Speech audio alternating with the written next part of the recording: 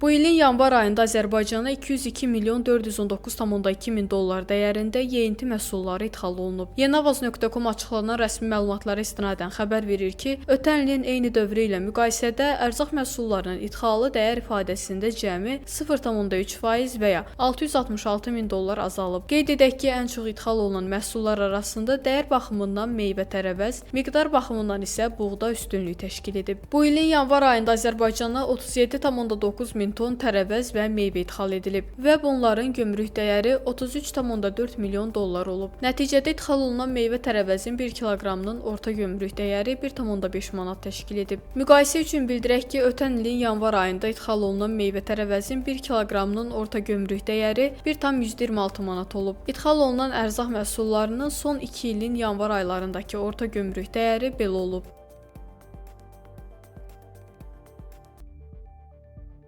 Açıqlanan məlumatlardan da göründüyü kimi, son bir ildə gömrük dəyəri ən çox artan süd və qaymaq olub, 27,1%. Gömrük dəyəri ən çox aşağı düşən isə düyü olub. İdxal olunan düyünün orta gömrük dəyəri son bir ildə 21,2% aşağı düşüb. Məlumat üçün onu da bildirək ki, idxal olunan bəzi məhsulların gömrük dəyəri aşağı düşsə də, onların daxili bazardakı pərakəndə satış qiymətləri yüksəlib. Məsələn, ötən ilin yanvar ayı ilə müqayisədə bu ilin yanvar ayında idxal olunan kərə yağının orta gömrük dəyəri 4,9% aşağı düşüb. Lakin ölkə daxilində idxal kərə yağının pərakəndə satış qiyməti 10% və ya 2,1 manat bahalaşıb. Yaxud ötən ilin yanvar ayı ilə müqayisədə bu ilin yanvar ayında idxal olunan düyünün orta gömrük dəyəri 21,2% aşağı düşüb. Ancaq ölkə daxilində idxal olunan düyünün pərakəndə satış qiyməti 1,2% və ya 9 qəpik bahalaşıb.